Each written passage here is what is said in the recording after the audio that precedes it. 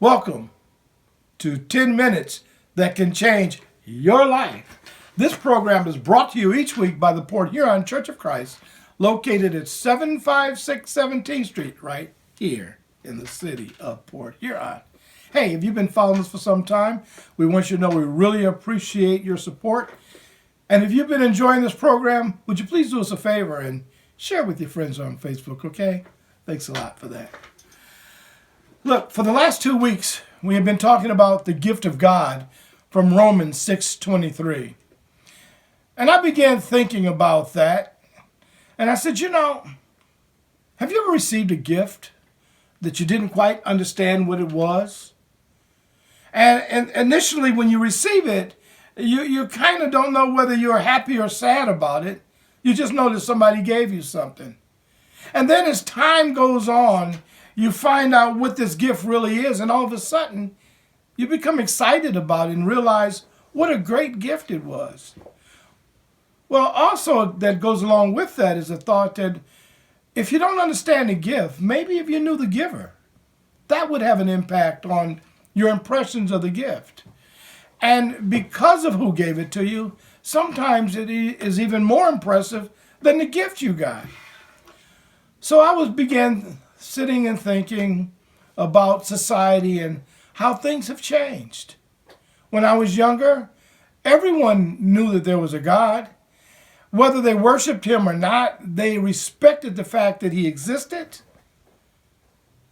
But now today's not that way, right?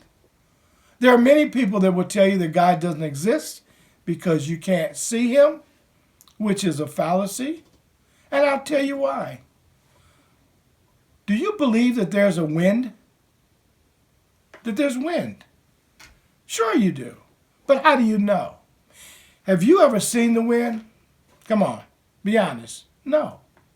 You've seen the effects of the wind. You can feel the wind blow. You can see wind blow things, trees, things around you, leaves. But truthfully, you've never seen the wind. But you believe it's there. Well, what if I told you that you can know that God is there using the same logic and reasoning? I think it demands and deserves some consideration, don't you? Before we get into that, let me just say this, because the only place that we can really fully understand God is in the Bible. And I know for some people that's taboo. They think it's all made up. It's an archaic book and all of that. That's just a bunch of cosmic noise that people are putting in your ear, into your mind, trying to get you away from knowing who God is. So they make up fairy tales and tell you things like there was a big bang and all of a sudden we fell out of the air, or you came from a monkey, or came from a fish that walked on dry land and grew legs eventually. And let me ask you this. Really?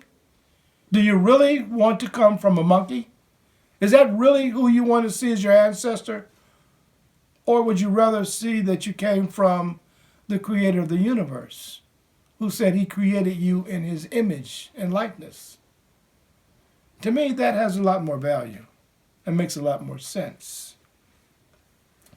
So we let people put that in our minds, that we came from monkeys and all of these other things. But this morning, I want to talk to you about where you really came from, who really created you. Because if you listen to their theories of how we got here, I want you to do one thing for me. And we may not be able to get to this today. I don't think we are. We're going to talk about this next week. But just let me say this. Hear me out. Whenever someone tells you that we came from let's say a single-celled animal, an amoeba, then ask them this question. And this one gets them every time. And where did that come from? Everything has to have a beginning. Everything. Okay? The fish comes out of the water. Where did the fish come from? Where did the water come from? Where did the land come from? See, everything has to have a beginning. And in order for them to sell you on the fact that a fish came out of the water one day and started walking and eventually it became us, You have to buy the lie. You have to buy the fact that the thing was there, but they can never explain to you how the thing got there. They can only start from this point where they say, oh, the fish came out of the water and started walking, but they can't go backwards and tell you where the water and the fish originated. That's where the lie begins. And if you don't fall for the lie, you won't fall for the rest of it. You got to fall for that. So get them to talk to you about that part of it, and then there's something to be said. It's time that we stop listening to all of the rhetoric and listen to God. You know, it's interesting that even primitive people that they have found, and you can read about in history and books all over the place, all primitive people have found something. Now, they may not fully understand what it is, but they found something that was greater than that they worshiped. I want you to hear this. They didn't know, but they worshiped it, because built inside of human beings is a desire to worship something greater. God built that in all of us. And if you don't worship him, you will find something else in your life to worship. So I want to ask you, what is that something that you worship in your life?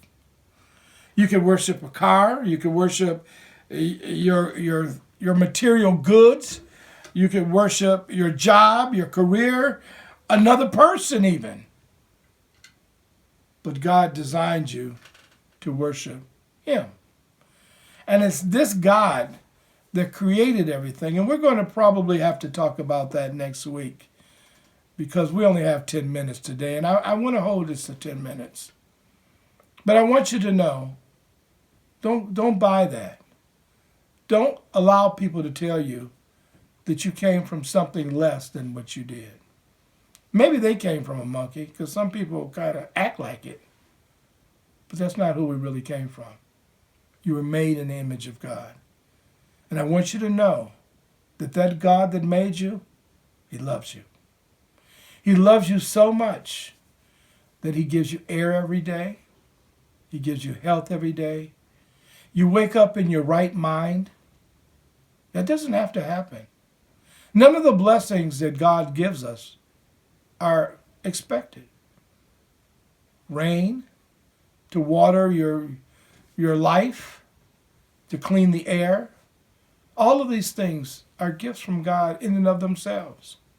But there's a greater gift, a gift we've been talking about. And one last thought before we leave today. Up until this point, as we've been changing our lives 10 minutes at a time, we've been putting Band-Aids on parts of our lives that have issues. It's like having cuts, and we just put a Band-Aid on them. But this that I'm talking about now, this gift, is bigger than just a cut that you put a Band-Aid on. This is something serious that requires surgery, a serious surgery. A surgery where you wouldn't know if you're going to live or die. It's one of those that the doctors say, we hope it turns out all right, but we're just really not sure. That's serious. Now, fortunately, it comes out better, and we know the outcome is good. But I'm saying the seriousness of it is on that level. So I want you to think on that level, not on a Band-Aid level, but on a serious surgery level, where you don't know if you're going to live or die. And then from there, your mind will start to understand what God has done for us. We all struggle with understanding God because we can't see him. But he's given us enough information through history, through his word, through nature, that we can know who he is. And that's what I want to share with you next week. So next week, what we're going to do is we're going to go back to the beginning. And I told you about the lie. Well, we're going to start undoing the lie, unraveling the lie. And I'm going to show you where everything began, when it started at nothing, and then how you got here. Now that's worth knowing. And that will give you something to share with others the next time somebody tells you that you came from a monkey. This is Lamar Black, the minister of the Port Huron Church of Christ, thanking you again for tuning in with us and inviting you to come back next week as we continue our study and our look at changing our lives for good, 10 minutes at a time. God bless you until next week, and stay safe.